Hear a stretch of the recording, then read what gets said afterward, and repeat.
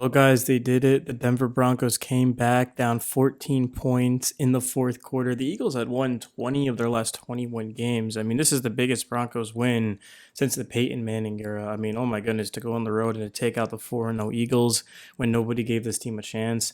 Bronco fans were very optimistic about this game. It was a good matchup, but let's get into the tape from the game. So it's 17-3, first and goal.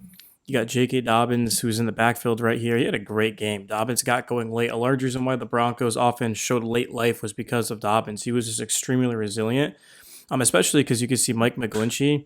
He ended up leaving this game with an injury. So it really came down to everything the Broncos had to pull this off. And here it is, the handoff. They have, of course, a fullback who's in motion as an extra blocker. Broncos do this a lot. They have extra guys out there for protection. And Dobbins just runs this right in and scores. That cuts it to a 7-point game. So now it's a one-possession game. It's 3rd and 13. So in this play right here, you can see Hufanga's here, and he's going to end up being unblocked off of the edge. But J-Mac is here, and he's going to make the play. So Hufanga flushes this out, and J-Mac just cleans it up. See, Hufanga's unblocked. Saquon tries to put sort of a hit on him, but because Hufanga's coming straight, well, now Hurts has to step up to where he was coming from the blitz because that's what you do. But J-Mac is able to run him down. Watch this. It's an athletic play. I mean, if J-Mac doesn't make this, who knows what happens? Jalen Hurts, Zach Allen was also in the vicinity, but Jalen Hurts, I mean, he might throw this ball. And to that point, move the chain. So you never know. But this is just an awesome play. This is why you want to put the Eagles in 3rd and long, too, because they had a while to go. If they only had 3-4 yards to this point, I mean, who knows what they call it? I mean, maybe it's to Saquon. It would have been a lot easier, but because it's 13 yards, Hurts holds onto the ball and takes the sack. And then we get a 1st and 10 here.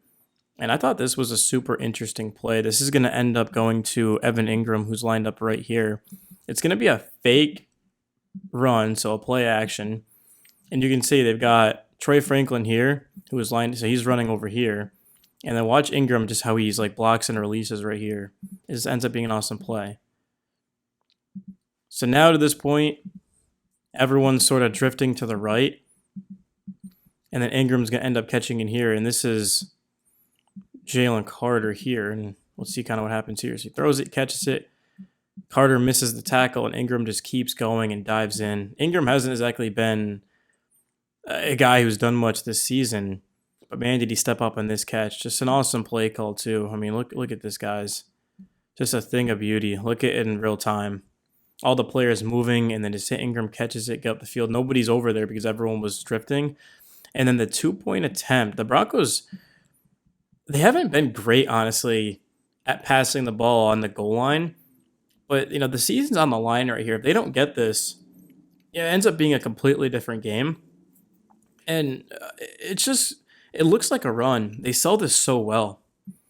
Looks like a run all the way. And then Nix ends up keeping it. And he's got Troy Franklin one-on-one. There's no help, obviously. And he's got the whole sideline to go to. And with his speed, there isn't going to be a DB that's able to keep up with him because he's also 6'3". And you can see he just has so much space and he catches it. Looks like he beat Ringo right there. But that wasn't it, guys. It's a 3rd and 6. Eagles have all 3 timeouts. If the Broncos don't pick this up, they lose the game. It's as simple as that. All you need is 6 yards here and you're happy, but they're going to get even more. They're going to get more than double it as Troy Franklin just a high point goes up and gets this over. I mean, that's Quinyon Mitchell, guys. That's Mitchell, who was Defensive Player of the Week.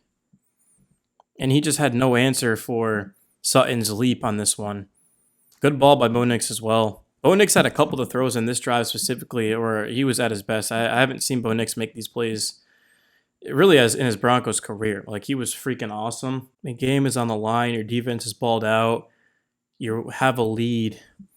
And yeah, sure, you cannot get this and let your defense get another stop, but why not give them a little bit more to work with and just, I mean, you can't put this in a better spot. Cortland Sutton, look, when he catches it, see how it's on his outside? If this is inside over here, I mean, this is deflected. He's going to knock this out. But because it ends up being over here, Mitchell can't make a play on it. And normally Mitchell's very good at finishing plays.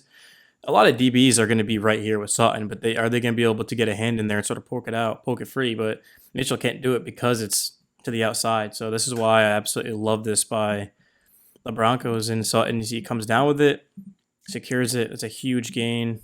And that's going to be him staying in bounds. You can see the Broncos sideline, everyone's pointing for the first down. The Denver Broncos ended up getting in a rhythm that we've been waiting for all season. And I got a comment on a video yesterday when I previewed the Eagles game, and someone said that, hey, look, this is essentially the preseason for the Broncos. And I get that they had a lot of reps compared to other teams in the preseason. But the first four games of the season, we're not going to know who Denver really is. And even though it took them all the way in the fourth quarter to sort of get going, it happened. And this is who the Broncos are, man. They're the best defense in football. They have a quarterback in Bo Nix that can make the winning plays. That's super clutch. Cortland Sutton is as good of a receiver as just about anyone in the league right now. I mean, I get like Puka is on a different level, but outside of Puka, Cortland Sutton's played as well as anyone. He's been awesome. Evan Ingram had a big catch. Jacob Dobbins got going. But the offensive line played well going up against Jordan Davis and Jalen Carter. I mean, those two guys are as good as it gets in football. And then the secondary for the Eagles has been absolutely elite. I mean, like I said, Quinyon Mitchell literally was the player of the week, and his tape just stood out, man. Man coverage didn't matter.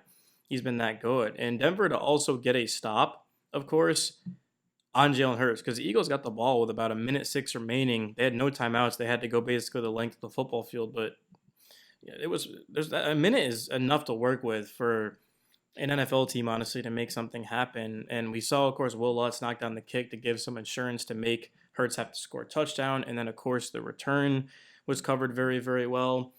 The play calling by Sean Payton late was awesome. Bo Nix made some of the best throws I've seen him make in his Bronco career, maybe even the best throws I've seen him make.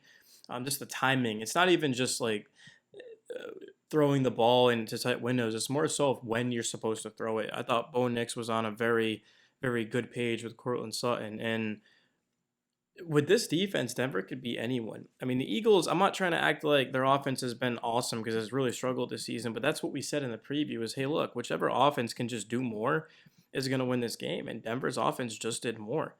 And I just love the way they're flying to the football defensively. Saquon wasn't able to get out of bounds, of course, on that second down. It set up a 3rd and 7.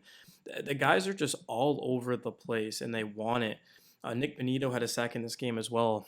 We saw, of course, he hit the 6-7 celebration last week. With the way Denver is playing currently, I mean, they're going to have a legit chance to beat anyone in the league. 3rd and 7 was incomplete. Who else than Jahdae Barron, rookie out of Texas Hook'em? They did lose yesterday, which sucks for him and that college, of course, that team. But he's matched up against a bigger offensive player, and he just goes up and gets it. Denver, we talk about their rush. Their secondary, it's gotten a bad rep this season. I think it's ranked like 21st for PFF. I mean, the thing about Denver is they've dealt with a lot of players just making plays, contested catches. Also, like all good offense is always going to be good defense. I know defense wins championship, but if a player makes an unbelievable play, like what do, right? The Broncos have really struggled against tight ends. For example, Tyler Warren gave them that work. At 4th and 7, of course, there's just nothing there. Like there should have been nothing there, but ended up being a penalty.